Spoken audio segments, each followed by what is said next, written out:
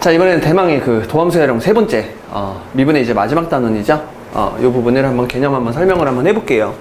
지금까지 배웠던 그 모든 미분의 내용을 완전히 집대성해가지고 여러분들이 지금부터 아주 멋있는 방정식과 부등식의 응용이라는 이런 아주 멋진 테마를 공부를 하게 될 텐데, 자, 이것까지 다 배우고 나면 여러분들 사실 수투는 거의 끝났다고 보시면 됩니다. 이제 요 다음 단원이 이제 적분인데, 어차피 적분이라는 것은 이제 미분의 역과정이기 때문에 여러분들이 쉽게 받아들일 수가 있고요. 그 다음에 뭐 정적분의 활용 좀 어려울 수도 있는데 여러분들 그때도 마찬가지로 의미 해석만 좀 잘하면 그러면 좀 쉽게 할 수 있도록 선생님 강의를 준비를 했으니까 여러분들 잘 따라올 수 있도록 하겠습니다. 자, 이제 마지막 테마인가요? 도함수 활용 3. 자, 이제 첫 번째 테마를 보니까 3차 방정식의 근해 판별이라는 이런 타이틀을 딱 붙여놨어, 선생님이. 근데 우리가 이제 2차 방정식 같은 경우에는 근해 판별을 할 때 판별식이라는 걸 이용합니다. 그 식을 이용해서 그냥 2차 방정식이 서로 다른 두 식근을 가질 조건, 뭐 아니면 중근을 가질 조건, 아니면 허근을 가질 조건, 이런 것들을 식 하나만 가지고 판단을 할 수 있었는데, 이제 3차 방정식에서의 근해 판별은 없어요, 사실은. 여기 지금 그림들을 이렇게 그려놨는데, 사실 3차 방정식의 근해 판별을 하는 어떤 공식은 없다. 무조건 뭘로 해석을 해라. 그렇지. 함수로 해석을 해야 됩니다. 이거 하려고 여러분들이 도함수의 활용 2, 도함수 활용 2에서 열심히 3차 함수의 그래프 그리는 방법을 공부를 하신 거예요. 그쵸? 자, 그러면은 3차 방정식의 근해 판별은 대체 뭐냐? 바로 함수로 해석을 해야 된다. 함수로 해석한다니 무슨 말입니까, 선생님? 3차 방정식이라는 게 이런 거죠. fx라는 함수가 있는데 이게 3차식이에요, 3차식. 그 3차식을 뭐라고 놓고 방정식을 푼다는 얘기야? 그렇지. 이렇게 0이라고 놓고 방정식을 푼다는 얘기죠. 그쵸? 자, 그랬을 때 우아하게 y는을 붙여서 뭘로 해석한다. 그렇지. 요걸 함수로 해석을 하겠다는 얘기입니다. 이 3차식을 지금부터 3차 함수로 해석을 하겠다는 얘기죠. 그러면 요 그래프를 그릴 수가 있을 거 아닙니까, 여러분? 선생님, 최고창이 플러스인지 마이너스인지 확인을 해야 돼요. 사실은 확인할 필요가 없다고 봐야지. 왜? 만약에 여기가 최고창이 마이너스였잖아요. 그럼 양변에다가 마이너스를 곱해서 최고창을 플러스로 만들어주는 여러분 습관이 좀 중요합니다. 그래서 최고창이 플러스인 어떤 3차식을 만들어낼 것이고, 그쵸? 이쪽은 0이니까. 이 상태에서 요놈의 그래프를 그리면 되는데, 도함수 활용 2에서 여러분들이 3차 함수의 그래프가 이런 식으로 생겼다는 걸 알 수 있었죠. 그럼 당연히 여러분들은 뭘 구할 수가 있어요? 언제나 우리들의 관심사는 이렇게 쉬었다 가는 포인트이기 때문에 이런 값들을 여러분들이 다 구할 수가 있습니다. 이 값을 구할 수도 있고, 이 값을 구할 수도 있고, 그때 이 함수 값도 같이 구할 수가 있고, 그렇죠? 이 함수 값도 같이 이렇게 구할 수가 있겠지. 그런 다음에 정말로 약간의 노가다를 칩니다. 노가다를 친다는 게 뭐냐면, y는 0이라는 놈이 이제 x축이잖아, 함수로 해석하면. 그 x축의 위치가 어디에 있는지에 따라서, 그렇죠? 만약에 지금 이 그림처럼 x축의 위치가 다음과 같다면, 그러면 이렇게 함수, 3차 함수의 그래프와 x축이 몇 점에서 만나요? 세점에서 만나죠? 자, 이런 경우는 바로 서다세실이 되는 거예요. 서로 다른 세실근을 갖는다, 이렇게. 그 다음에 얘 같은 경우에는 이제 여러분들 눈에 보이는 요 교점이 몇 개밖에 없어. 이렇게 2개밖에 없잖아요. 그쵸? 그때 요 놈을 실근이라고 부르는데, 한 실근과 중근 하나를 갖는다. 중근 하나를 갖는다? 중근은 하나를 갖는다. 뭐 말장난이니까 중근을 갖는다, 이렇게 생각을 하시면 되겠죠. 한 중근과 그 중근이 아닌 또 다른 실근을 하나 갖는다, 이렇게 생각하시면 되고, 자, 얘처럼 이렇게 실근이 하나밖에 보이지 않아요. 이렇게 교점이 하나밖에 보이지 않을 때는, 요때는 한 실근과 뭐라고 하면 돼요? 그렇지, 두 허근이라고 하면 됩니다. 이렇게 한 실근과 두 허근. 그러니까 교점이 없어요, 하나밖에. 그러면 나머지 두 개는 사실 허근이기 때문에 함수에서는 표현이 불가능했다, 이렇게 여러분들이 생각하시면 돼요. 그럼 선생님, 얘는 어떻게 하라는 건가요? 아니, F알파랑 F베타라는 값을 구할 거 아니야. 그쵸? 얘가 3이고 얘가 5인 거야. 그럼 X축 어디 있어? 저 밑에 있겠지. 그래서 이런 경우가 되는 거고, 만약에 요놈의 값이 마이너스였는데 요놈의 값이 플러스였다면, 그럼 여러분들 X축이 요 사이에 있다는 사실을 알아낼 수가 있겠죠? 그러면 실근은 몇 개? 서로 다른 3개다. 아니면 얘네 둘 중에 하나가 0이었던 거야. 여기에 만약에 X축이 이렇게 있었던 거지. 그러면 그는 물론 3개지만 여러분들 눈에 보이는 근 자체 교점이 2개밖에 없기 때문에 요놈이 중근, 요놈이 또 다른 실근이다, 이렇게 여러분들이 생각을 하시면 됩니다. 그러니까 결국은 3차 방정식의 근해 판별은 어떤 식에 여러분들이 의존을 하는 것이 아니라 그래프를 정확히 그리기만 하면, 그러면 실근을 빠르게 판단을 할 수 있다, 뭐 그런 얘기였어요. 그렇죠? 그냥 그래프로 함수로 해석을 해주면 된다, 이런 얘기였습니다. 자, 그 다음에 두 번째 테마를 보니까 뭐 X축 위쪽에 그래프가 존재할 때, 뭐 X축 위쪽에 그래프가 존재할 조건, 뭐 이런 얘기들이 있네요. 그렇죠? 뭐 3차 부등식을 해석하라고 했는데, 사실은 3차 부등식을 해석한다. 자, 무슨 얘기냐면 이런 얘기겠죠. 우리가 이제 fx라는 함수가 있었는데 이게 3차식이야. 방정식이랑 뭐 부등식이랑 똑같은 거지 뭐. 자, 그런 다음에 그놈이 0보다 크다. 이런 부등식을 만들어냈대요. 그쵸? 그럼 이 부등식을 풀 때도 마찬가지로 우리가 할 수 있는 건 뭐밖에 없다, 야. 그렇지? y는 붙여서 함수로 해석하는 방법 말고는 없다, 야. 그래서 이 왼쪽에 있는 귀여운 3차 함수를 그려보는 거죠. 그렇죠? 이것도 역시 마찬가지로 여러분들이 최고차항의 개수를 플러스로 맞출 수가 있어요. 만약에 이 상태에서 최고차항이 플러스였다면 그냥 내비두면 되는데, 만약에 최고차항이 마이너스였다면 양변에 마이너스를 곱하면서 부등으로 바꿔주면 되잖아. 그치? 그쵸? 0보다 작다의 부등식을 만들어낼 수가 있기 때문에 지금 일단은 설명의 편의성을 위해서 최고차항이 플러스인 어떤 3차식이 0보다 크다. 이걸 한번 해석해 보도록 하겠습니다. 그럼 y는 붙여서 뭘로 해석하면 돼? 함수로 해석을 하면 되겠네요. 그쵸? 그래서 귀엽게 3차 함수를 이런 식으로 그릴 수가 있어요. 됐나요? 근데 만약에 3차 함수가 이렇게 생겼는데 x축이 여기 이렇게 있는 거야. 당연히 여러분들 3차 함수의 그래프를 그릴 수 있으니까 x축과의 위치 관계도 여러분들이 확인을 할 수가 있겠죠. 그놈의 값을 알파, 요놈의 값을 베타, 요놈의 값을 감마라고 해보자. 됐죠? 근데 만약에 여러분들이 이런 부등식을 풀고 싶은 거야. 그쵸? 그럼 이걸 함수로 그대로 해석하겠다는 얘기는 3차 함수가 x축보다 위에 있다 이런 뜻이잖아. 그치? 그럼 위에 있는 것을 여러분들이 잘 솎아내면 이렇게 되겠네요. 요만큼이 이제 위에 있겠죠. 그쵸? 여기 빵꾸 뽕, 여기도 빵꾸 뽕, 여기도 빵꾸 뽕 이렇게 뚫어주시면 될 것 같아. 이런 식으로. 됐지? 그러면 요 부분이 x축보다 위에 있다. 이걸 부등식의 해로 표현을 하고 싶으면요, x가 누구랑 누구 사이에 있을 때, 그치? 알파랑 베타 사이에 있을 때, x의 값이 알파랑 베타 사이에 있을 때, 또는 x의 값이 감마보다 뭐 할 때, 그렇지? 이렇게 클 때, 그때 이 부등식이 성립하는구나 라고 부등식의 해를 이렇게 만들어낼 수가 있습니다. 됐죠? 자, 그러니까 3차 부등식을 풀 때는요, 일단 여러분들이 미분에서 0 되는 포인트, 미분에서 0 되는 포인트, 얘네들을 직접 구하는 것도 중요하지만 우리가 진짜 누구를 풀 줄도 알아야 돼. 요렇게 x축과의 교점을 여러분들이 만들어내야 되잖아. 그래서 3차식을 뭐 인수분해를 하거나 아니면 여러 가지 방법을 통해서 x축과 만나서 생기는 이런 교점에 무슨 좌표들을, x좌표들을 구하는 것도 할 줄 알아야 됩니다. 이 개념은 이제 여러분들 고등학교 1학년 때 배웠죠. 이미 3차식을 0이라고 놓고 방정식을 풀었을 때 만들어지는 어떤 실근을 구하는 그런 과정들을 고등학교 1학년 때 이미 다 했어. 고등학생에서. 그래서 그건 가볍게 그냥 패스하고 넘어가겠습니다. 됐죠? 자, 그러니까 이런 경우는 이제 이런 거죠. 만약에 여러분들이 3차 함수를 열심히 그렸단 말이야. 근데 요놈의 값이 지금 알파고요, 요놈의 값이 베타가 된 거야.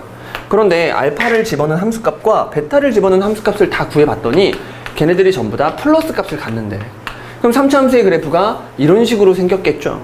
그쵸? 그랬을 때 이 3차 부등식, 즉 fx가 0보다 크다, 이걸 풀고 싶었다면 여기다가 조심스럽게 뭘 뚫어주시고, 그렇지, 빵꾸를 뚫어주시고 여기만 보겠다는 얘기고, 그때 여러분들이 이 값을 구한 거야. 이 값을 구했더니 걔가 별이 나온 거지. 그러면 이 3차 부등식의 해는 x가 별보다 큰 쪽에서 이 부등식을 성립시키기 때문에 별보다 x는 크다. 이렇게 부등식을 만들어내겠다는 뭐 그런 뜻입니다. 됐죠? 어려운 거 없죠? 여기서 시간을 너무 많이 허비한 것 같으니까 여러분들 빨리빨리 후딱후딱 넘어가도록 하겠습니다. 뿅! 자, 그 다음에 이제 세 번째 테마는 3차 부등식이 아니라 4차 부등식의 해석. 자, 이것도 뭐 사실 할 게 없죠. 4차 부등식을 해석할 때도 역시 마찬가지로 뭘로만, 그렇지, 함수로만 해석을 해주면 될 것이고요. 4차 함수 같은 경우에는 최고차항이 플러스인 경우에 지금 그림처럼 이렇게 W의 그래프가 그려질 것이고, 얘처럼 왼쪽이 좀 낮은 W일 수도 있고 오른쪽이 좀 더 치우쳐진 W일 수도 있고 완벽한 W일 수도 있죠. 아무튼 이런 4차 부등식이 x축보다 위에 있고 싶으면, 그러면 최소값, 이 4차 함수의 최소값, 극소값 하나를 구해가지고 더 낮은 극소값을 구해서 여러분들이 x축보다 위에 있다, 즉 0보다 크다, 이렇게 이야기해 주시면 되겠네요. 그렇죠? 만약에 4차 부등식을 풀어야 되는데 x축이 여기 이렇게 있었던 거야. 이렇게. 됐죠? 자, 그런 경우에는 여러분들 마찬가지로 이런 포인트들을 다 구할 수가 있습니다. 4차 방정식을 그대로 풀어주면 돼요. 그러면 만약에 4차식이 0보다 크거나 같다, 이런 부등식을 풀어야 되는 상황이 왔으면, 그러면 요 부분이 답이 될 것이고, 이번에는 여기에 뭐가 들어갔으니까, 같다가 들어갔으니까 여기를 빵꾸 떨어주는 게 아니라 이렇게 색칠을 조심스럽게 해주면 되겠죠? 이렇게. 그래가지고 요놈의 값이 만약에 예를 들어서 A1이고요. 요놈의 값이 A2고요. 요놈의 값이 A3고요. 요놈의 값이 자 A4 이랬다면 x가 될 수 있는 값은 어디에 있으면 된다? 그렇지. 이쪽 바깥쪽에 한번 있어주면 되고 갖다 들어가시면 되겠죠? 요 사이에 x가 이렇게 들어가시면 되고 갖다 들어가시면 됩니다. 그리고 x가 완전히 a4보다 크거나 같으면 되겠죠? 이런 식으로 4차 부등식을 정말로 풀 수가 있습니다. 됐죠? 옛날에는 이제 여러분들이 4차 함수의 그래프를 그릴 수 없으니까 만약에 이런 문제가 나오질 않았겠지만 이제는 4차 함수의 그래프를 그릴 수 있으니까 이제 4차 부등식도 풀 수 있다. 이런 느낌으로 여러분들이 접근해 주시면 될 것 같아요. 자, 여기 위에 있는 이 내용은 뭐냐면 처음에 선생님이 그림이 그려져 있었는데 어떤 4차식이 항상 0보다 컸으면 좋겠다. 다른 말로 함수로 해석하면 x쪽보다 항상 위에 있었으면 좋겠다. 이런 문제를 풀 때가 있습니다. 그럴 조건을 구하라는 문제가 있다고. 그러면 가볍게 함수를 그려서 제일 밑에 있는 최소값이 x축보다 위에, 즉 0보다 크다. 이렇게 풀어주시면, 그 조건을 구해주시면 바로 깔끔하게 이런 조건을 구할 수가 있다. 뭐 이런 얘기를 하고 싶네요. 됐죠? 뭐 여기까지 뭐 전혀 여러분 어려운 거 없죠? 도함수야랑 2에서 배웠던 그래프를 정확히 그리는 방법만 알면, 그리고 1학년 때 배웠던 그 3차 방정식, 고차 방정식을 풀이하는 방법을 여러분들이 정확히 알고만 있었으면, 그러면 뭐 전혀 새로운 개념이 아니라고 보시면 됩니다. 자, 이제 네 번째 테마인데요. 여기 이제 함수 방정식이라고 이제 본격적으로 등장을 하고, 이 함수 방정식 얘기는 했어. 언제 했냐면 그 우함수, 기함수 얘기하면서 조금 선생님이 다뤘던 걸로 기억이 나는데, 거기에 대해서 이제 함수 방정식 6가지를 본격적으로 최대한 자세하게 다뤄보도록 하겠습니다. 자, 일단 첫 번째는 뭐냐면 너무나도 중요하다고 해서 선생님이 1번에다가 갖다 팍 꽂아놨어. 얘는 뭐냐면 fx라는 함수와 f의 마이너스 x가 둘이 같다. 자, 여기 있는 f는 똑같은 f입니다, 여러분. f라는 함수 완전히 똑같은 함수예요. 그쵸? f라는 함수에다가 x를 집어넣은 함수값, f라는 함수에다가 마이너스 x를 집어넣은 함수값, 두 놈이 서로 똑같대요. 자, 이건 무슨 얘기냐면 3을 집어넣은 결과와 마3을 집어넣은 결과가 같대. 그 다음에 5를 집어넣은 결과와 마5를 집어넣은 결과가 둘이 같대. 높이가 똑같다는 얘기죠. 함수값이 똑같다는 얘기는. 아니, 심지어 2분의 1을 넣은 거랑 마이너스 2분의 1을 넣은 거랑 둘이 똑같아요. 됐죠? 이 상태야. 그러면 k를 집어넣은 거랑 마이너스 k를 집어넣은 거랑 똑같겠지. 자, 그러려면 어쩔 수 없이 누구를 기준으로? 그렇지. 0이라는 놈을 기준으로 좌우가 대칭일 수밖에 없거든? 그걸 사람들이 뭐라고 부르냐면 y축에 대해서 스스로 뭘 갖고 있다. 그렇지. 대칭성을 갖고 있다. 이렇게 얘기합니다. y축에 대해서 대칭함수. 자, 여기 앞에 스스로라는 말이 있어야죠. 스스로 대칭성을 갖고 있다. y축에 대해서 대칭하세요. 이게 아니라 스스로 y축에 대해서 대칭성을 가지고 있는 함수이기 때문에 삼는 거랑 마삼는 거랑 둘이 뭐하다는 얘기야. 같다는 얘기죠. 그런 함수를 중국말로 뭐라고 불러? 그렇지. 우함수. 이렇게 부르죠. 그렇죠? 우함수라고 부른다. 대표적으로 이제 여러분들이 수트라는 학문에서 수트라는 학문에서는 일반적으로 다루고 있는 함수가 다항함수이기 때문에 우함수 중에서 다항함수는 무슨 차 함수? 그렇지. 이렇게 짝수차 함수들, 이런 짝수차 함수들이 다 전부 다 우함수에 해당되는 내용이다. 이렇게 기억을 해주시면 참 좋다고 했죠. 그래서 뭐 상수함수라든가, 그렇죠? 아니면 뭐 2차 함수라든가, 2차 함수도 요 2차 항만 있는 2차 함수를 말하는 거야. 그 다음에 4차 함수, 4차 함수도 요 4차 항만 있는 함수를 지금 말하고 있는 거예요. 그렇죠? 이런 식으로. 이런 놈들, 짝수차 함수들이 전부 다 우함수가 될 것이고, 그리고 얘네들을 가지고 어디까지? 플러스, 마이너스, 곱하기, 나누기, 심지어 뭐 한 것까지, 합성한 것까지 전부 다 얘네들만 가지고 더하거나 빼거나 곱하거나 나누거나 심지어 합성한 것까지, 그런 것들 전부 다 무슨 함수다? 우함수다. 이렇게 여러분들이 생각을 하시면 됩니다. 아시겠죠? 그런 우함수를 나타내주는 함수 방정식이 바로 1번이에요. 됐죠? 그러니까 저 문제를 딱 만나면 어머 우함수, 어머 y축 대칭함수, 이렇게 여러분들이 생각을 해주시면 됩니다. 만약에 함수 자체가 fx라는 함수 자체가 ax의 3승 플러스 bx의 제곱 플러스 cx 플러스 t, 자, 이렇게 나와 있대요. 근데 갑자기 이 조건이 툭 나온 거야. fx와 fn-x는 둘이 같다. 어머, 우함수라니까. 우함수는 짝수차 함수들로만 구성이 돼 있어야 되니까 이게 없었어야 돼. 그리고 얘도 없었어야 돼. 따라서 fx는 bx제곱 플러스 d구나. 이렇게 여러분들이 생각을 하실 수가 있습니다. 됐죠? 이미 저 함수 방정식 하나만 가지고도 a는 0이다, b는 0이다. 이 얘기를 바로바로 할 수 있어야 돼. 됐죠? 이게 이제 우함수에 관련된 함수 방정식이었습니다. 그러면 당연히 기함수에 관련된 함수 방정식이 2번에 딱 있겠네요. 그쵸? 여기에 기함수에 관련된 함수 방정식이 있다. 얘는 스스로 원점에 대해서 스스로 대칭성을 갖고 있는 함수입니다. 자, 이걸 잘 분석해보면 이런 얘기네요. 1을 집어넣은 함수값이 있고요. 마이너스 1을 집어넣은 함수값이 있는데 두 놈이 똑같지는 않고 부호 차이가 있대요. 3을 집어넣은 함수값이 있거든요. 마3을 집어넣은 함수값이 있어요. 근데 둘이 똑같진 않고 이게 부호 차이가 있대요. 이게 부호 차이가 있다니까? 이 새끼. 선생님 대가리인가? 이게 뭐야 이거? 원점이죠. 원점. 그러니까 원점에 대해서 얘가 스스로 대칭성을 가지고 있으면 k를 집어넣은 함수값과 마이너스 k를 집어넣은 함수값 두 놈의 부호 차이가 생깁니다. 됐죠? 스스로 어디에 대해서, 원점에 대해서 스스로 대칭성을 가지고 있는 함수. 그 함수가 바로 중국말로 기함수고요. 그 기함수를 나타내주는 함수 방정식이 바로 요 놈입니다. 함수 방정식 2번. 그 함수 방정식 2번. 이거를 만났다? 그러면 우리가 다루고 있는 함수가 일반적으로 다항 함수이기 때문에 이때는 무슨 차 함수라고 생각하면 돼요. 그렇지. 홀수차 함수라고 생각을 해주시면 되겠죠. 우함수. 물론 홀수차 함수가 항상 홀수차 함수만 되는 것은 아니야. 우함수가 항상 홀수차 함수만 되는 것은 아니지만 선생님이 지금 예를 뭘로 들었다. 그치? 다항 함수로 예를 들었다. 그래가지고 이런 홀수차 함수를 마찬가지로 1차 함수, 3차 함수, 5차 함수, 7차 함수 이런 놈들만 가지고 더하거나 빼거나 곱하거나 나누거나 심지어 뭐한 거? 합성한 거. 그놈들까지 전부 다 기함수다. 원점 대칭함수다. 이렇게 여러분들이 생각을 해주시면 되겠습니다. 그러니까 보면 우함수를 나타내주는 함수 방정식. 얘는 기함수를 나타내주는 함수 방정식이다. 그래서 아까랑 똑같은 문제가 있었는데 갑자기 이런 조건을 주게 되면 아까처럼 이 홀수차항을 까는 것이 아니라 누구를 까서 그렇지.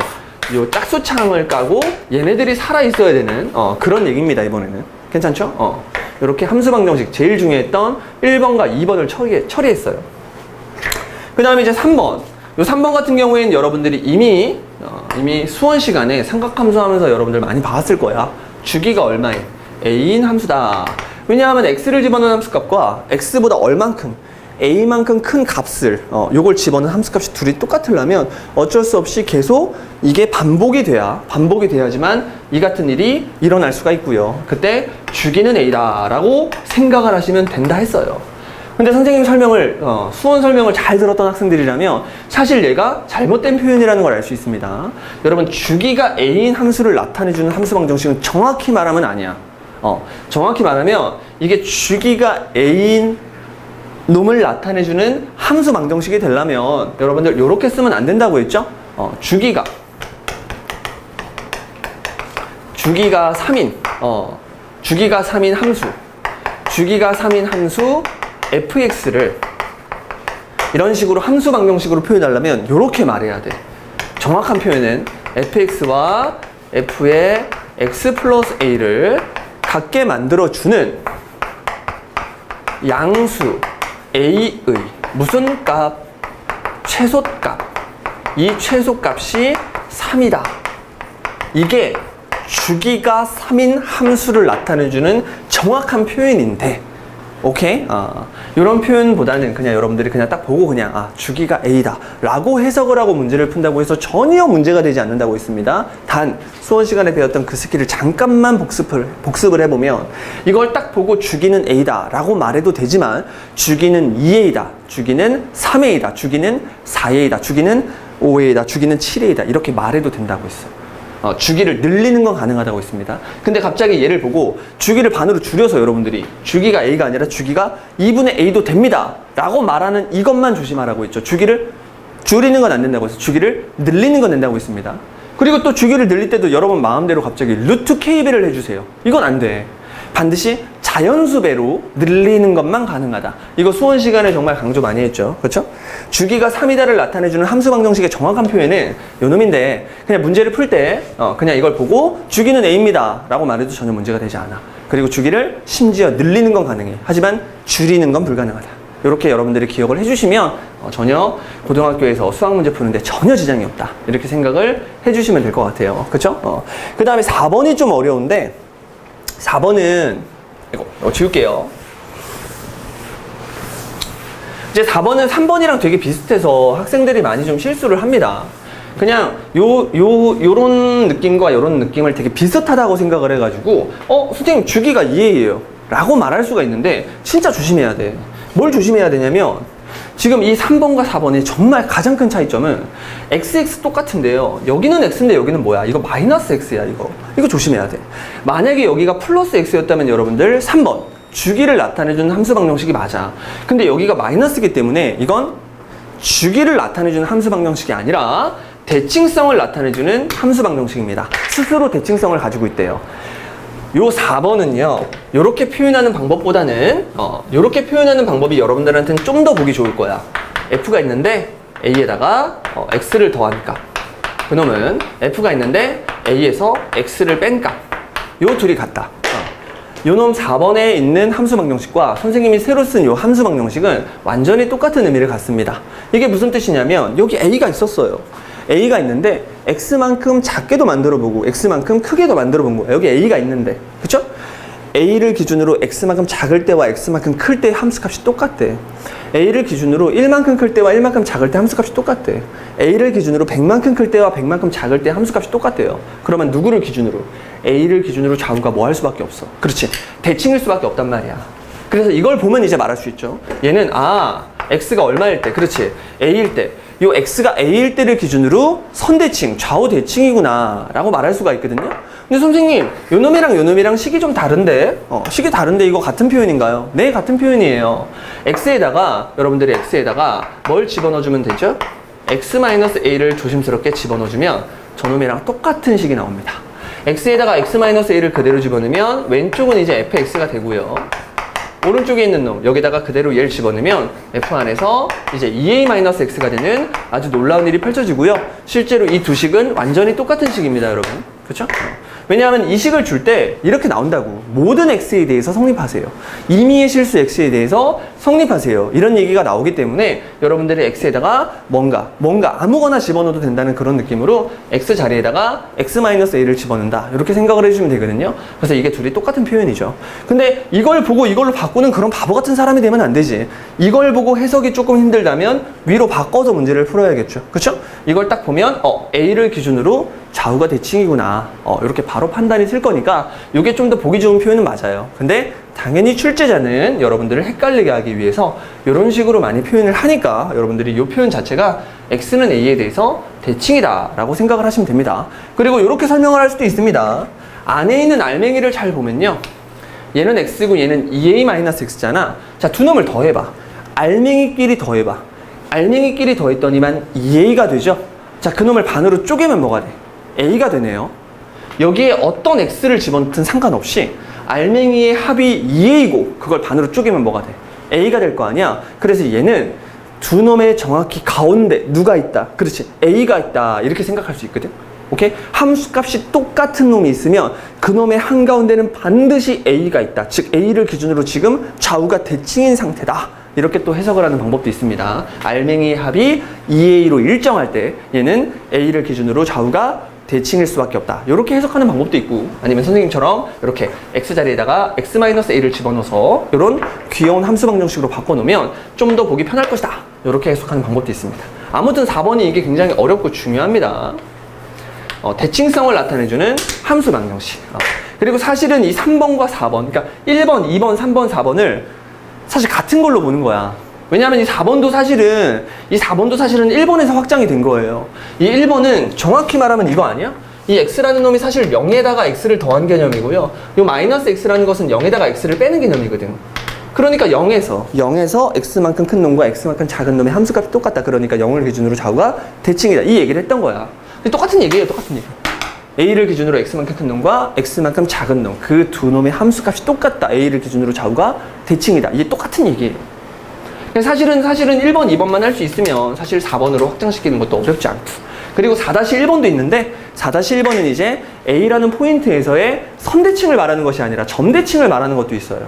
근데 지금 개념 시간에 내가 모든 걸 다 하기에는 여러분들 너무 과부하가 걸릴 수도 있으니까 가장 중요한, 선생님이 6가지 함수 방정식이라는 타이틀 앞에 뭘 썼어? 가장 중요한이라는 말을 썼죠. 이걸 이제 응용해서 여러분들이 여러 가지 함수 방정식들을 해석하면 되는데 가장 중요한 6가지만 지금 간단하게 설명을 해보려고 하는 거예요. 됐죠?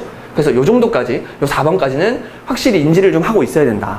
그 다음에 5번, 6번은 이제 수원 시간에 배웠던 지수함수와 로그함수에 관련된 함수 방정식인데 이 세상에는요, 이 5번 방정식을 만족시키는 함수가 지수함수밖에 없고요. 그 다음에 6번 방정식을 만족시키는 함수가 로그함수밖에 없습니다. 그러니까 여러분들은 이런 놈을 만났을 때는 지수함수구나. 아, F는 지수함수구나.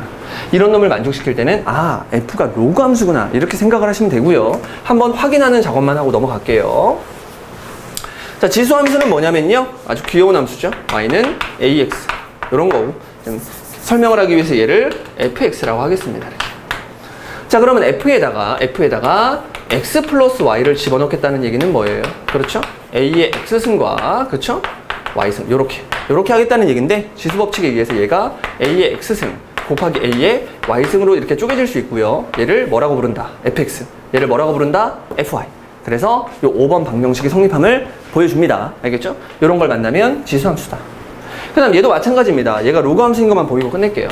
f라는 함수 자체를 그냥 편하게 밑이 a인 요런 로그 함수다 라고 생각을 해주시면요. f 안에다가 x, y를 집어넣으면, 그쵸? 얘는 이제 로그 a의 x, y가 될 것이고, 그리고 그놈이 로그의 성질에 의해서 진수가 곱골, 그러니까 로그 a의 x 플러스 로그 a의 y, 이런 식으로 쪼개질 수가 있잖아. 그럼 요걸 뭐라고 부른다? fa, fx. 요걸 뭐라고 부른다? fy. 그래서 이 식이 성립하는 걸 보여주기만 하면 됩니다. 물론 지금 이 5번과 6번은 객관식에서만 이렇게 푸는 거고요. 서술형, 뭔가 서술을 좀 해야 될 때, 그때는 이렇게 하면 안 돼요. 이건 이제 요걸 지수함수로 해석하세요, 요걸 로그함수로 해석하세요. 얘는 객관식에서만 사용을 할 수 있어요. 뭐 수능을 준비하는 학생들은 전부 다 사용할 수 있고요.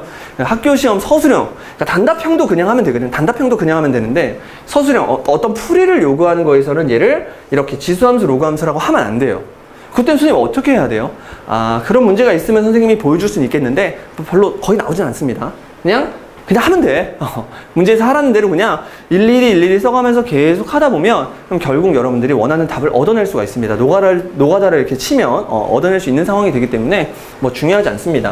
학교 내신에서 나온다 하더라도 이걸 서술형에서 내는 그런 나쁜 사람은 없을 거예요. 됐죠? 그냥 객관식 느낌으로 그냥 지수함수, 로그함수라고 해도 전혀 풀이에는 문제가 없다. 이렇게 가장 중요한 6가지 함수 방정식 이야기를 했고요. 근데 함수 방정식 중에서 또 유명한 게 하나가 더 있죠. 요 놈이에요. 요 놈은 이제 7번째라고 하는데, 얘는 이제 우리 미분의 꽃이지. 도함수의 정의를 이용해서 문제를 풀어주면 되고, 한번 복습하는 차원에서 여기다가 보기를 넣어놨네요. 그렇죠? 복습 한번 하고 끝내도록 하겠습니다. 요렇게 생겨먹은 놈을 만나면 무조건 100%야. 100% f'x에 뭘 쓴다. 그렇지. 정의를 사용해준다. 알고 있는 사람은 그냥 빠르게 넘기세요. f'x의 정의는요.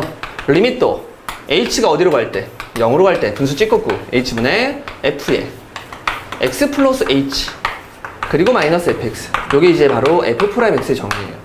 자, 이걸 쓴 이유를 이제 알 수 있겠죠. 얘가 보이니까. 그러면 이 식에다가 눈에 보이는 y에다가 뭘 집어넣었을 때, h를 집어넣었을 때 얘가 만들어지니까 f의 x 플러스 h라는 놈을, 이거는 나올 때마다 자주자주 할게요. 여러분들이 학생들이 잘 못하더라고 이걸. 이렇게 눈에 보이는 y에다가 h를 집어넣어 봅니다. 그런 다음에 여기서 누굴 빼라고요? fx를 빼라고요. 그럼 fx 둘이 이렇게 날아가겠죠. 그럼 결국 남는 것은 뭐밖에 없다. h를 어디로 보내는? 0으로 보내는 극한을 걸었을 때 분모는 h가 살아있고요. 분자는 이제 fx를 깠으니까 f의 h 플러스 2xh인가요? 그리고 마이너스. 이렇게 됐죠? 자, 이러고 나면 여러분들 뭐 하고 싶어? 미쳐버리겠니? 그치? 사랑의 하트 공식을 이렇게 쓰고 싶죠? 이거 먼저 처리를 해주면 hh 약분되면서 남는 것은 2x가 남을 것이고, 얘는 뭐 h를 처리했으니까 이제 끝났어요. h를 0으로 보내는 극한을 계속 유지시킨 다음에 h의 fh 마이너스 1 이렇게 되겠네요. 됐죠? 그런 다음에 이거 약간 기도하면 되죠. 여기에 빼기 0이 있으니까 이 1이 뭐였으면 좋겠다는 생각. f의 0이었으면 좋겠다는 생각을 합니다. 그런 다음에 기도하면 됩니다. 제발 f의 0이 얼마이기를 1이기를 기도하면 되는데, 실제로 여기 x랑 y에다가 전부 다 여러분들이 뭘 집어넣었을 때, 이렇게 0을 다 집어넣었을 때 F0 둘이 없어지고요. F0이라는 놈이 1이 돼요. 그쵸? 그래서 기도 성공. 따라서 얘가 뭐의 정의로 바뀌어요? F'0의 정의로 이렇게 바뀌죠. 근데 문제에서 F'0을 줄 거 아니야. 그렇지. 이렇게 줄 거 아니야. 그럼 이 자리가 뭐가 되면서 1이 되면서 여러분들이 F'X를 구하게 됩니다. 됐죠? 그러니까 이런 함수 방정식이 나오면 100% 도함수의 활용, 도함수의 정의, 도함수의 정의를 써서 문제를 풀어준다. 그리고 나올 때마다 귀찮지만, 선생님 귀찮거든요. 그래도 해보도록 하겠습니다. 아시겠죠? 근데 fx를 추론해보자. 미분한 게 몇 차 함수니까? 1차 함수니까 원래 함수는 뭐다? 2차 함수다. 이렇게 여러분들이 이 정도로만 추론하고 넘어가도록 하겠습니다. 나중에 적분을 배우면 정확히 더 추론할 수 있겠죠. 됐나요? 와, 여기까지. 힘들죠? 여기까지 공부하는 사람들은 잠깐 쉬어. 선생님도 잠깐 쉬었다가 계속 좀 이어서 진행을 한번 해보겠습니다. 여러분 잠깐 쉬세요. 자, 이번엔 테마 5번째입니다. 다항함수식 세우기. 일단 도함수의 활용 3의 꽃이라고 여러분들 보시면 됩니다. 지금부터 설명할 이 내용이 가장 중요하고요. 참 그래요. 선생님 스스로 굉장히 그 설명을 잘하는 파트라고 생각을 합니다. 다른 어떤 부분에 비해서 가장 설명을 잘하는 파트 중에 하나라고 생각을 하니까 여러분들 참 잘 듣고 있는 것 같아. 지금 굉장히 자랑스러워 해야 됩니다. 그래요. 자, 5번째 테마인데 다항함수의 식세우기라고 해가지고 그림과 같이 그래프가 주어진 3차 함수 fx를 추론해보자 이렇게 돼 있죠. 그쵸? 자, 이건 뭐냐면 이걸 보자마자 여러분들이 이런 식을 이야기할 수가 있어요. f의 1은 f의 2는 그쵸? f의 3은 0이다 이렇게 말할 수가 있어요. 1 넣어도 0, 2 넣어도 0, 3 넣어도 0. 됐죠? 근데 이걸 보고 여러분들이 해석을 좀 해주면 너무 좋을 것 같은데 얘는요 fx를 뭐라고 놓고 0이라고 놓고 방정식을 풀 거야. 근데 지금 f라는 함수, 요 함수가 무슨 함수였냐면요. 그렇죠. 요게 3차 함수였단 말이지. 그러면 여러분들이 세운 이 식은 당연히 왜 이래 돌소리가 나. fx라는 놈을 0이라고 놨으니까 3차식을 0이라고 놨다? 즉 무슨 방정식? 그래요. 얘는 3차 방정식이에요. 3차 방정식. 이 3차 방정식을 풀었을 때 3차 방정식을 풀었을 때 그는 많아야 몇 개다? 그치? 3개다.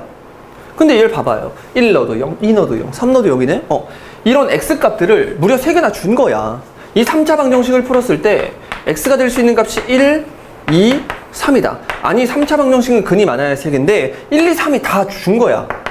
서로 다른 세식은 1, 2, 3을 갖는다고 준 거지.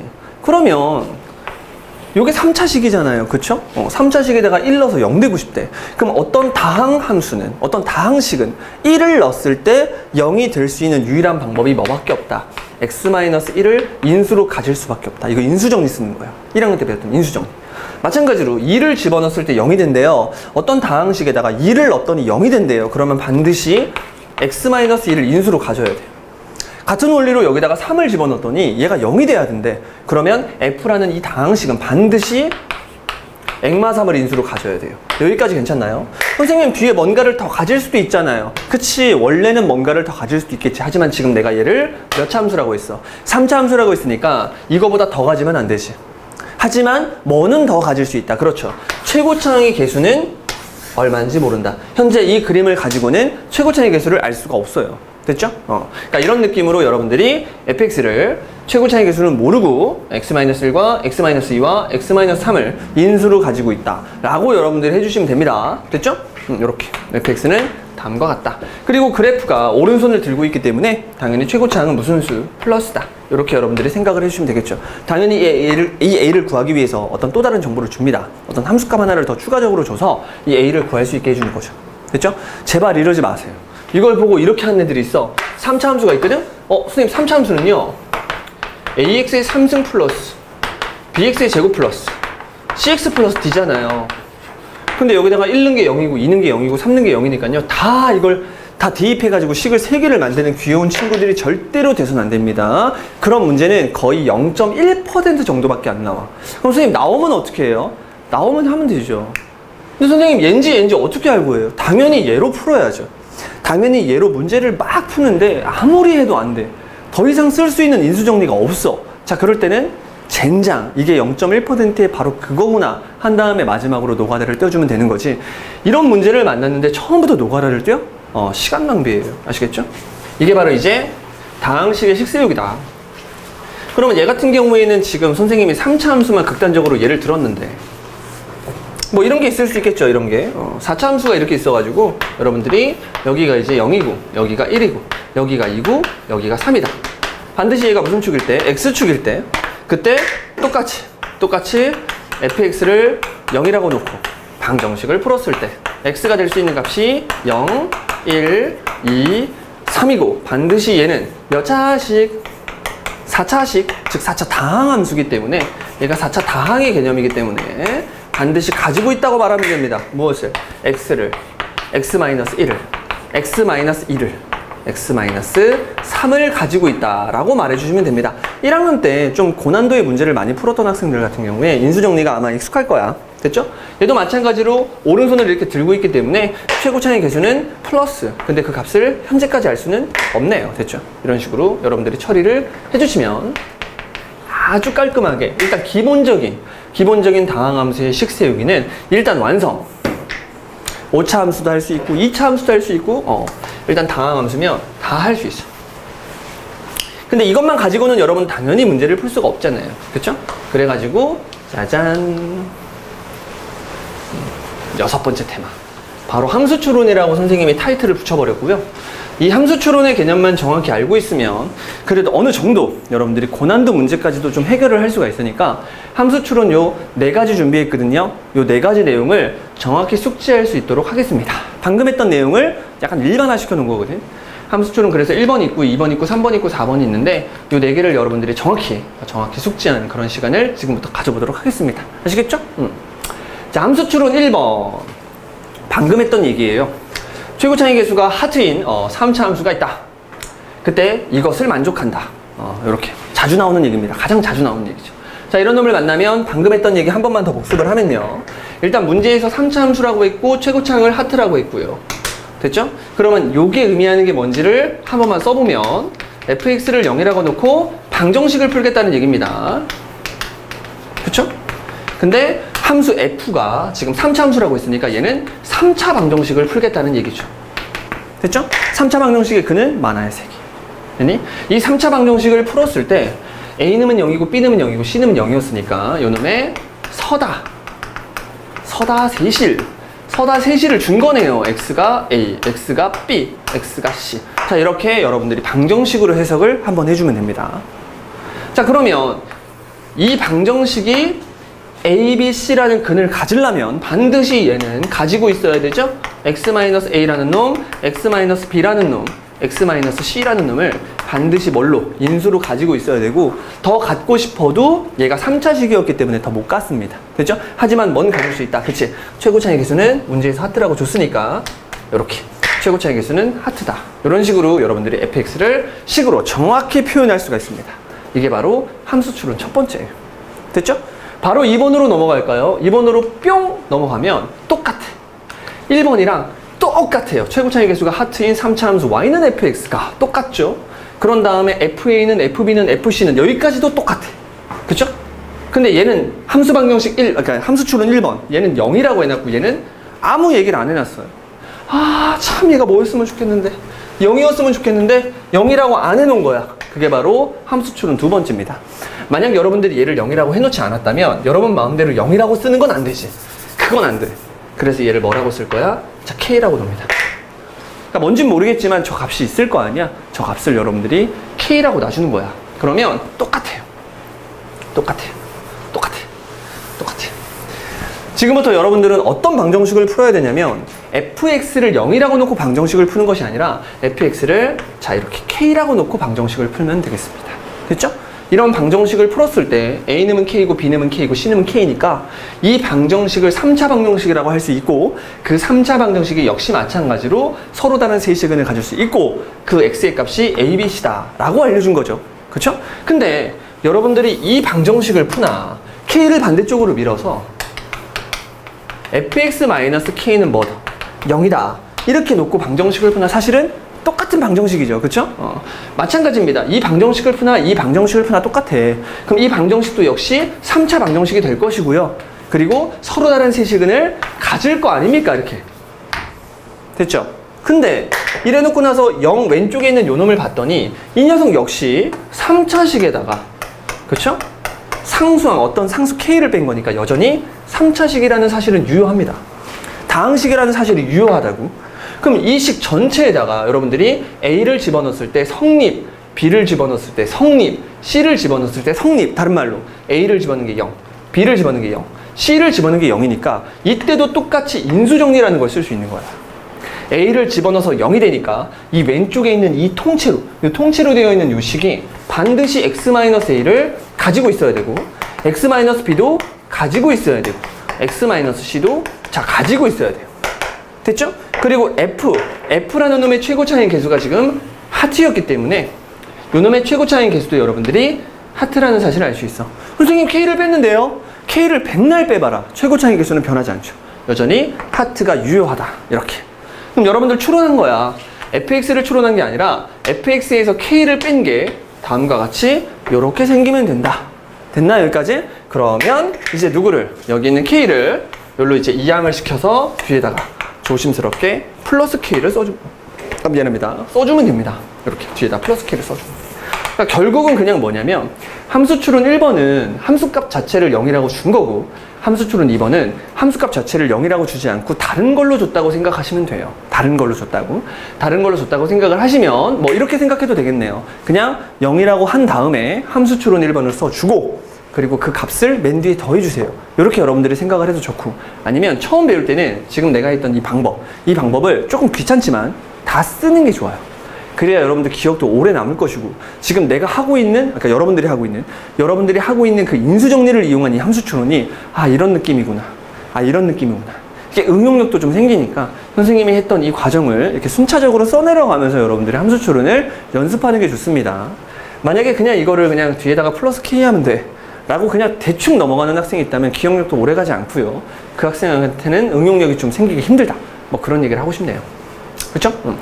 이런 식으로 이제 함수출은 1번과 함수출은 2번을 빠르게 좀 처리하면 돼요. 지금 선생님이 설명을 하려고 그냥 3차 함수로 예를 들었는데 얘가 4차 함수일 때도 쓸 수 있고요. 그러니까 다항함수일 때는 다 쓸 수 있는 게 바로 함수출은 1번과 2번 되겠습니다. 오케이? 근데 역시 이것만 가지고는 안 된다니까. 그래서 함수출은 3번. 선생님이 제일 좋아하는 거. 함수출은 3번에 대한 이야기를 잠깐만 할게요. 일단 이것도 다항함수일 때만 추론할 수 있어요. 나중에 이제 이과를 가게 돼서 미적분을 공부하는 학생들은 지금 이 내용을 다항함수일 때만 쓸 수 있기 때문에 초월함수를 다루는 미적분에서는 사실 사용하면 안 됩니다. 그러니까 사용을 해도 되는 경우가 있고 안 되는 경우가 있으니까 항상 이렇지만은 않고 다항함수일 때만 사용을 합니다. 됐죠? 자, 그러면은 이게 그 뒤에 내용이 뭐라고 되어 있냐면 FA와 F'A가 둘이 같은데 그 값이 뭘로 똑같대요? 0으로 똑같대요. 자, 이 경우야.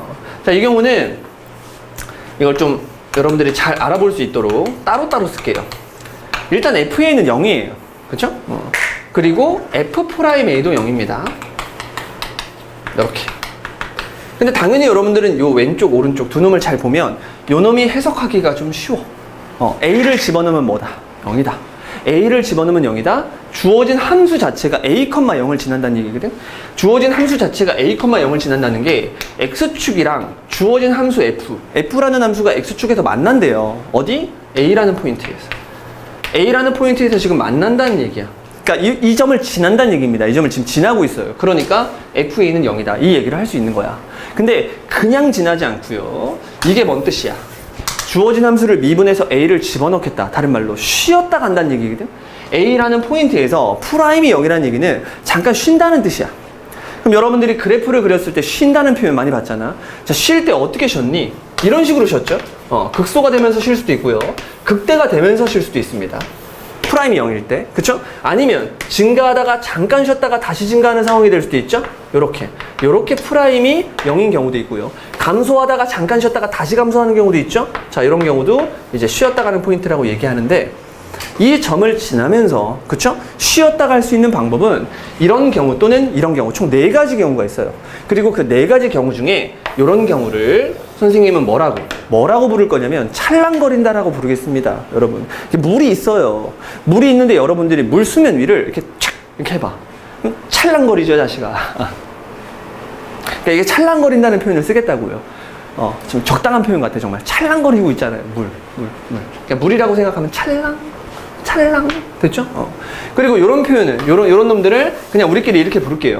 뚫고 지나가는데 그냥 팍 뚫고 지나가는 게 아니라 굉장히 스무스하게 뚫고 지나가죠. 그래서 우리끼리 얘를 뭐라고 부를 거라고? 찰랑거린다. 얘를 스무스하게 뚫고 지나간다. 이렇게 여러분들이 생각을 해주시면 좋을 것 같아요. 그래서 이 내용 자체는 X축이랑 만난대요. 그러니까 A, 0을 지난대. 근데 그냥 지나지 말고 쉬었다가라고 했으니까 얘가 이런 식으로 뭐 할 수 있어? 그렇지. 찰랑거릴 수 있습니다. 또는 이런 식으로 찰랑거릴 수도 있겠죠. 이런 식으로 찰랑거린다. 이게 이제 첫 번째 찰랑거리는 경우고요. 자, 두 번째는 마찬가지로 X축이 있대요. X축이 있는데 역시 마찬가지로 A, 0을 지나요. 근데 어떨 수가 있다. 그렇지. 스무스하게 뚫고 지나갈 수 있다. 이런 식으로 스무스하게 뚫고 지나갈 수도 있고요. 아니면 이런 식으로 스무스하게 뚫고 지나갈 수도 있겠죠. 그렇죠? 아무튼 이런 식으로 어디서 A라는 포인트에서 X축이랑 만나는데 스무스하게 뚫고 지나가거나 자 스무스하게 뚫고 내려갈 수도 있습니다. 됐죠? 이렇게 찰랑거릴 때 또는 스무스하게 뚫고 지나갈 때만 가능합니다. 됐죠? 여기까지? 그럼 이제 함수 추론을 해야 되는데 이렇게 찰랑거리는 경우는 어떤 경우냐면요. 이렇게 찰랑거리는 경우예요. 이 경우는 A를 집어넣었을 때 0이 되기 때문에 반드시 F라는 놈이 가지고 있어요. 무엇을? X-A를 일단 가지고 있어야 돼. 그래야 A를 넣었을 때 0이 될 수 있죠. 근데 미분을 했을 때도 A를 넣어서 또 0이 돼. 즉 쉬었다 가는 포인트가 되려면 반드시 얘를 2개 이상 가지고 있어야 됩니다. 근데 2개를 가지고 있어도 되는데 3개는 가지면 안 돼. 2개, 4개, 6개, 8개 이렇게 짝수개 이렇게 짝수개를 가지고 있을 때만 찰랑거립니다. 오케이? 그러면 얘는 뭘까요? 얘는 fx라는 함수가 스무스하게 뚫고 지나간다. A에서 X축이랑 이렇게 스무스하게 뚫고 지나가려면 이 경우에도 마찬가지로 X-A를 일단 가지고 있어야 돼요. 그래야 A를 집어넣었을 때 0이 되니까. 됐죠? 그런 다음에 하나만 가지고 있으면 X축이 있을 때 이걸 그냥 팍! 오케이? 이렇게 팍 뚫어버려요. 우린 지금 스무스하게 뚫어야 되는데 이렇게 팍 뚫으면 안 되잖아. 얘도 역시 마찬가지로 2개 이상을 가지고 있어야 스무스하게 뚫고 지나갈 수 있습니다. 근데 2개를 가지면 찰랑거렸어요. 이번엔 3개를 가져야 됩니다. 3개를. 하나는 안 돼요. 그렇죠? 2개 이상을 가지고 있는 상태에서 3개, 5개, 7개, 9개 이런 식으로 몇 개를 그렇지. 홀수개를 가지고 있을 때 그때 스무스하게 뚫고 지나간다고 이야기하면 됩니다. 여기까지 괜찮나요? 그러니까 문제에서 이건 굉장히 많이 나오는 내용이에요. 그러니까 A를 집어넣었을 때 0이 된다. 즉 A, 0을 지나고 있는데 A, 0을 지나고 있는데 거기서 쉰다. 그러면 찰랑거리거나 됐죠? 아니면 스무스하게 뚫고 지나가거나 이렇게 두 가지 케이스 중 하나인데 찰랑거릴 때는 X-A를 몇 개 가지고 있다. 2개, 4개, 6개, 8개 이렇게 짝수개를 가지고 있어야 되고요. 이렇게 스무스하게 뚫고 지나갈 때는 X-A를 2개 이상 가지고 있어야 되는데 3개, 5개, 7개, 9개 이렇게 홀수개를 가지고 있으면 된다 라고 이야기하시면 됩니다. 선생님 이게 어떤 원리인가요? 그 원리를 물어보는 귀여운 친구들께 설명을 하자면 이것도 다 설명했습니다. 그러니까 여러분들이 이런 함수를 그리고 싶은 거야. X-1의 제곱 그리고 X-2라는 이렇게 3차 함수를 그리고 싶어. 그럼 원래 사실 얘는 이놈을 0이라고 놓고 방정식을 풀었을 때 1이랑 2가 근이야. 근데 이 1과 1이 똑같으니까 얘를 중근이라고 말하는 것 뿐이죠. 사실 그는 1과 1과 2 이렇게 받아들이시면 돼요. 그러면 1과 1과 2 무슨 얘기냐. 여기가 1이고 여기가 1이고 여기가 2였다는 얘기거든. 됐죠? 그럼 최고차인 플러스인 3차 함수의 그래프를 그리면 어떻게 생긴다. 그렇지. 이런 식으로 생긴다. 그런데 이상하잖아. 여러분 1과 1 사이에 숫자가 있니? 없어요. 그리고 얘네들은 똑같단 말이야. 그럼 이것은 존재할 수 없는 영역이죠. 그리고 얘네들 똑같다니까. 그래서 얘를 잡아 뜯어서 여기다가 그대로 붙여주시면 되는 거죠. 이렇게. 근데 우리는 무슨 함수를 그리고 있어? 굉장히 부드러운 미분 가능한 3차 함수를 그리고 있으니까 얘를 이렇게 그리는 것이 아니라 얘가 이런 식으로 그림이 그려지겠죠. 그러면 어떤 포인트에서 이 1이라는 포인트에서 여러분 찰랑거리고 있다는 걸 확인할 수가 있습니다. 만약에 여러분들이 이게 아까 1이라는 놈이 이렇게 3개가 있다고 해봐. 3개가 1이라는 놈이 3개가 있다고 했을 때 여러분들이 착 그렸다고 해보자고. 그러면 1과 1과 1은 다 같은 놈이니까 사실은 얘네들이 있으면 되는 거야 안 되는 거야? 그렇지 안 되는 거죠. 그럼 얘네들을 틱 붙이면 어떤 느낌이야? 그렇지 이렇게 스무스하게 뚫고 지나가는 그런 느낌이 돼버린다. 이렇게 여러분들이 한 번만 연습을 해보시면 짝수개를 갖고 있을 때는 찰랑거리고요. 그쵸? 그 다음에 홀수개를 가지고 있을 때는 스무스하게 뚫고 지나갈 수밖에 없다는 걸 이해할 수 있습니다. 아시겠죠?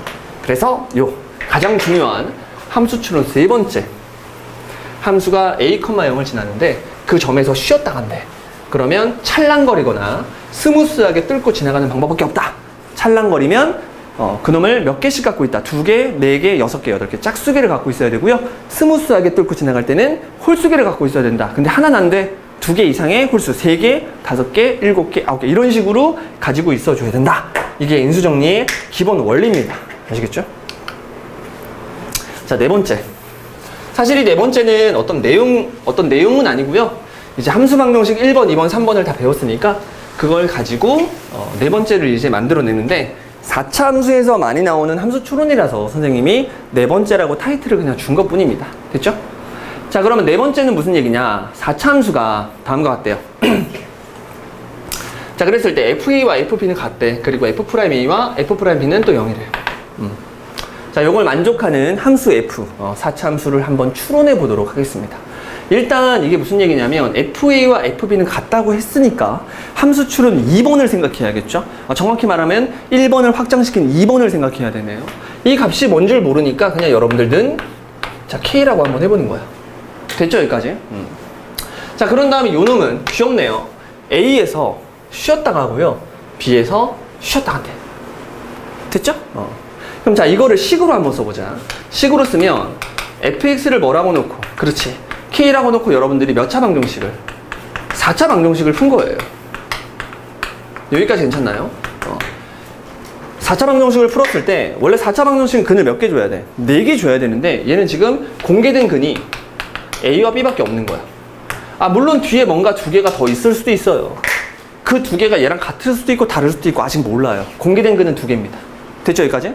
근데 어차피 여러분들 이 방정식을 푸나 한쪽으로 미세요. 한쪽으로 밀어서 이놈을 는 0이라고 놓고 4차 방정식을 푸나 똑같죠. 이놈의 근이 여전히 AB, 공개된 근 AB 2개, 그리고 나머지 2개는 아직 모른다. 오케이? 그러면 얘가 일단 결국은 4차식이잖아. 4차식에서 K를 뺐으니까 여전히 4차식이니까 얘가 가지고 있다고 말할 수 있습니다. 무엇을? X-A를 그리고 X-B를 가지고 있다고 이렇게 말할 수가 있어요. 됐죠? 여기까지 괜찮나요? 자, 그런데 뒤에 뭔가를 더 가지고 있어야 됩니다. 뒤에 뭔가를 더 가지고 있어야 돼요. 그런데 자, 선생님이 동그라미 친다. 이렇게 동그라미를 치고요. 얘를 지금부터 선생님이 제일 좋아하는 이렇게 치환기법을 쓸게요. QX라고 한번 해볼게요. 그냥 fx-k를 그냥 QX라고 한번 생각을 해볼게요. 괜찮죠? 그러면 4차 함수에서 여러분들 K를 뺐으니까 여전히 이 녀석 역시 몇 차? 4차가 되는 거예요. 그쵸? 그런데 알려준 정보가 이제 요게 2개가 있는데 F'X에 대한 정보를 물어봤어. 근데 지금 내가 fx-k를 qx라고 놨으니까 양변을 각각 미분을 하면 이 F'X라는 놈이랑 Q'X라는 놈이랑 둘이 같아요. 둘이 같은 거죠. 그러면 결국 F'A는 0이고 F'B는 0이다. 같은 얘기가 이제 Q'A는 0이다. 그리고 Q', 자, B도 0이다. 이렇게. 됐죠? 그리고 지금 내가 얘를 Q라고 놨어? 여기다가 A 넣으면 성립해? 여기다가 B 넣으면 성립해. 그러니까 QA도 0이다야? QB도 0이다야. 그러면 여러분 함수 추론 몇 번째? 세 번째에 의해서 잘 봐. Q라는 함수는 다항함수인데 A, 0을 지나고 A에서 쉰다. Q라는 함수는 다항함수인데 B, 0을 지나고 B에서 쉰다. 그럼 반드시 가지고 있어요, 누가? Q라는 함수, 얘가 Q예요. Q라는 함수는 반드시 가지고 있어 액마 A를 A, 0 지나고 A에서 쉰다. 액마 A를 무조건 몇 개? 2개 이상 가지고 있어야 돼. 또 마찬가지로 Q라는 함수가 B, 0을 지나는데 미분에서 0이다. 즉 쉬었다 간다. Q라는 함수가 반드시 X-B를 몇 개 이상, 2개 이상을 가지고 있어야 된다는 함수 추론 3번을 이용하면 얘가 2개 이상을 가지고 있어야 되고 얘가 2개 이상을 가지고 있어야 되는데 이게 몇 차식이니 얘들아? 4차식이잖아. 그러니까 맥시멈으로 몇 개씩밖에 못 가져. 이거 2개씩밖에 못 가져요, 이렇게. 그래서 이 뒤에 있는 내용이 아무것도 아니다 라는 걸 알아냅니다. 됐죠? 지금 그냥 편의상 최고 차이 개수를 그냥 선생님이 1이라고 한번 할게요. 이렇게. 됐죠, 여기까지? 자, 그래서 함수 추론 끝났네요. 여러분 다 했어요. 다 했어요. 결국 함수 추론 끝. fx라는 놈은 여기 있는 k를 어디로 반대로 넘기면 돼? 반대로 넘겨서 자, 이렇게 플러스 k입니다. 이렇게 진행을 해주시면 좋을 것 같아요. 됐죠? 그래서 최종적으로 fx라는 함수, 4차 함수가 다음과 같이 생겨 먹었고요. 실제로 얘 그래프를 한번 그려볼게요. 요놈의 그래프는 이렇게 그리면 됩니다. k가 없다고 생각해봐. k가 없다고 생각하면 x축이 있는데 여기에 a가 있고요. 여기에 b가 있습니다. 그냥 편의상 b가 더 큰 상태라고 할게요. 그리고 최고차항이 1인 4차 함수의 그래프를 그리라고 했죠? 그러면 W를 그려주시면 되는데, 오른손을 들고 있는 W를 그려주시면 되는데, A에서 뭐 해야 되고, 찰랑거려야 되고, B에서 찰랑거려야 돼요. 왜 두 개씩 가지고 있으니까. 그래서 4차 함수의 그래프는 다음과 같이 이런 식으로 생겨 먹었습니다. 됐죠? 완벽한 W가 돼야 돼. 근데 실제로는 얘가 이렇게 생긴 게 아니라 플러스 K를 해줘야 되기 때문에 이 그래프를 K만큼 들어 올리면 되겠죠? 그러면 얘가 X축이 되는 것이 아니라 그냥 뭐가 되고 끝나면 돼. Y는 K라는 어떤 상수가 되면 되겠죠. 이렇게. 됐죠? 그래서 퍼펙트하게 4차 함수를 추론하면서 그래프까지 그릴 수가 있더라. 근데 지금 내가 선생님 설명하는 함수 추론 있잖아요. 함수 추론은 이 식을 보고 그래프를 그릴 수 있는, 이건 당연히 할 수 있어야 되고요. 자, 반대로 여기서 일로 가는 것도 당연히 할 수 있어야 됩니다. 이 그래프를 보고 바로 인수정리를 이용해서 식을 세울 줄 알아야 돼요. 됐죠? 여기서 하나만 더 추가적으로 설명을 해주면요. 우리가 이 4차 함수라는 요놈, 이 4차 함수라, 힘들어. 이 4차 함수라는 요놈은요, 개형이 추가적으로 설명하면 이렇게 처진 W, 이렇게 처진 W, 완벽한 W. 그리고 앞쪽에서 중근 때리고 뒤쪽에서 중근 때리는 거. 그리고 한실근과 두어근, 이렇게 쉬었다 가는 포인트가 한실근과 두어근 가질 때, 그리고 완벽한 3중근을 가질 때, 이렇게 그래프가 이런 케이스밖에 없다고 했습니다. 얘 말고는 없어요. 그때 지금 이 완벽한 W는 지금 이 경우를 말하는 건데, 이 경우만 유일하게 대칭성이 있습니다. 이놈에 대해서 완전 대칭이야. 이놈에 대해서 완전 대칭이기 때문에 여러분들이 만약에 이놈의 값을 생각하고 싶을 때는 A와 B의 정확히 한가운데 있는 누구를 생각하면 된다. 그렇지. 2분의 A 플러스 B를 생각해 주시면 돼요. 얘가 완벽한 W가 될 때는 극대가 되는 값, 이런 또 다른 프라임 값을 구하고 싶으면 주어진 식을 미분해서 구할 필요 없이 바로 요 가운데 값이 프라임 값이다. 프라임을 0으로 만드는 또 다른 값이다 라고 생각하면 되고요. 그리고 4차 함수가 대칭성을 갖는 건 완벽한 W만 있는 것이 아니라 얘도 가능하다. 얘네 둘만 완벽한 대칭성, 좌우 대칭성을 가질 수가 있는 함수다 까지도 알고 있으면 되겠습니다. 아시겠죠? 그리고 실제로 요놈의 값을 여러분들이 구할 때 식으로 해봐도 얘가 나와요. 식으로 해봐도 얘가 2분의 A 플러스 B, 또 다른 미분에서 0 되는 값이 2분의 A 플러스 B가 나오는데 굳이 할 필요 없이 완벽한 W라는 정확히 한가운데 값입니다 라고 말할 수 있습니다. 하지만 이건 안 돼. 이건 조심해야죠. 요놈의 값이 0이고요. 요놈의 값이 얼마? 4일 때 미분에서 0 되는 값 얘는 2예요. 이건 미친 소리고요. 이건 미친 소리고요. 완벽한 W 요게 똑같은 함수값을 갖는데 얘가 0이고 얘가 4잖아요. 그러면 정확히 얘는 그냥 계산할 필요도 없이 2라고 말할 수 있다. 이 얘기는 당연히 여러분들 기본적으로 알고 있어야 되는 내용입니다. 아시겠죠? 일단 여기까지 도함수 해활용 3에서 가장 중요했던 함수 추론에 대한 이야기를 진행해 봤습니다. 다음 강좌에서는 선생님이 속도와 가속도, 여러분들이 좀 굉장히 힘들어하는 이 속도 가속들을 좀 설명해 보도록 하겠습니다. 여러분 고생했어요.